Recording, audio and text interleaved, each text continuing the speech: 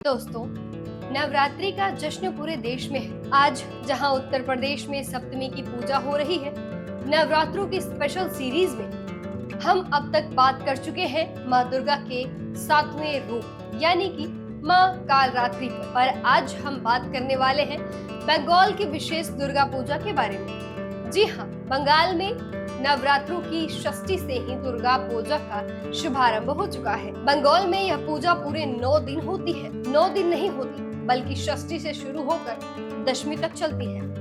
दुनिया भर से लोग दुर्गा पूजा देखने आते हैं, मगर सवाल ये है, ये पूजा आखिर शुरू कब हुई और क्यों माँ दुर्गा की ही पूजा कलयुग में सबसे महत्वपूर्ण मानी गई है? आइए चलते हैं दुर्गा पूजा के इतिहास में।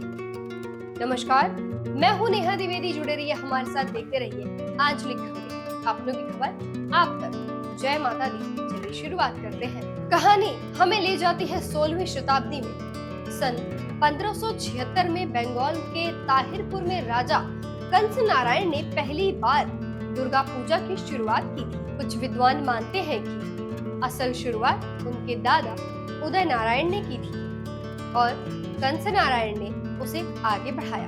इधर कोलकाता, जो उस समय केवल कोलिकाता नाम का गांव था, वहां 1610 में राय चौधरी परिवार ने पहली बार भव्य रूप से पूजा आयोजित की। ये वही परंपरा है जिसने धीरे धीरे पूरे बंगाल को अपनी आभा में समेट लिया और भक्ति का सागर छेड़ दिया। कहा जाता है राजा कंस नारायण अपनी प्रजा की समृद्धि के लिए अश्वमेध यज्ञ करना चाहते थे, लेकिन पुरोहितों ने उन्हें बताया कलयुग में अश्वमेध यज्ञ का कोई फल नहीं है। इसके स्थान पर करना चाहिए शक्ति की अधिष्ठात्री देवी माँ दुर्गा की पूजा, क्योंकि माँ दुर्गा ही है जो कलयुग में सुख, ज्ञान और शक्ति देती है। इस प्रकार अश्वमेध यज्ञ का विकल्प बनी दुर्गा पूजा और तभी से यह परंपरा कभी टूटी ही नहीं। दोस्तों, क्या आप जानते हैं भगवान राम की भी आराध्य है माँ दुर्गा।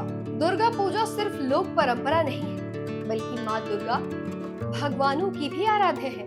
दुर्गा पूजा का उल्लेख केवल इतिहास में नहीं, बल्कि देवी भागवत पुराण और दुर्गा सप्तशती में भी मिलता है। कहा गया है कि भगवान राम ने लंका पर चढ़ाई से पहले शक्ति प्राप्त करने के लिए माँ दुर्गा की पूजा की थी। शरद ऋतु की यह पूजा केवल धार्मिक अनुष्ठान नहीं, बल्कि शक्ति की साधना है और यही कारण है कि बंगाल में यह पूजा महिषासुर मर्दिनी देवी की विजय का प्रतीक बन गई। चलिए आगे बताते हैं। बंगाल की दुर्गा पूजा 4 प्रमुख विधियों से होती है। कालिका पुराण की विधि, नंदिकेश्वर की विधि, देवी पुराण और मत्स्य पुराण की विधि। राज परिवारों से लेकर आम जनता तक हर जगह इन विधियों का पूर्णतया पालन भी किया जाता है। भाद्र मास की नवमी को ही पूजा की शुरुआत हो जाती है, यानी पितृपक्ष में। फिर षष्ठी को माँ दुर्गा का बोधन, सप्तमी को नवपत्रिका स्नान, जिसमें 9 पौधों को देवी का प्रतीक मानकर गंगा में स्नान कराया जाता है। अष्टमी नवमी की संधि पर होती है भव्य संधि पूजा। फिर दशमी को देवी का विसर्जन। पूजा के हर दिन में भक्ति, संगीत और संस्कृति का गजब संगम दिखाई देता है, जिससे मन हर्षोल्लास से भर जाता है। दोस्तों, गुजरात के फेमस गरबे के बारे में तो आपने जरूर ही सुना होगा, पर क्या आप ये जानते हैं बंगाल में भी माँ दुर्गा को प्रसन्न करने के लिए दुर्गा पूजा का ये नृत्य उतना ही रमणीय है, उतना ही मनमोहक है। जी, यह वे नृत्य है, ये वह नृत्य है जिसके बिना दुर्गा पूजा अधूरी मानी जाती है। धुनुची नृत्य। धुनुची मिट्टी का एक बर्तन जिसमें जलते हुए नारियल के खोल या कोयले पर धूप जलाई जाती है। देवी की आरती के समय भक्त इस धुनुची को हाथ में लेकर कभी कमर पर टिकाकर, कभी मुंह में दबाकर नृत्य करते नजर आते हैं। इतना भावपूर्ण पूजा सिर्फ बंगाल में ही देखने को मिलता है। यह केवल नृत्य नहीं है, यह है आत्मा का नर्तन। जब ढाक की थाप तेज होती है, जब धुएं से पूरा पंडाल भर जाता है, तब हर कदम देवी के चरणों में समर्पित होता है। लोग मानते हैं कि महिषासुर वध से पहले देवी ने स्वयं शक्तियों को एक साथ जुटाने के लिए धुनुची नृत्य किया था।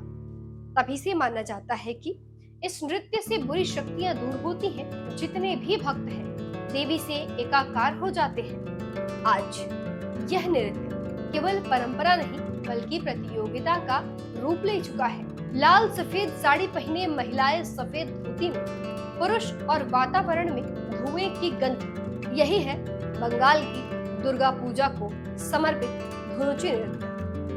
जब दशमी को भक्त पूरे मन से माँ दुर्गा को विदा करते हैं, धुनुची नृत्य उस समय और भी मनमोहक और देखने लायक होता है। सड़कें, गलियां, चौराहे, सभी जगह नृत्य करते भक्तों से बाहरी होती है। बंगाल में कहा जाता है मार पूजा शेष होवे जावे किंतु धुन और गंध हो थकवे।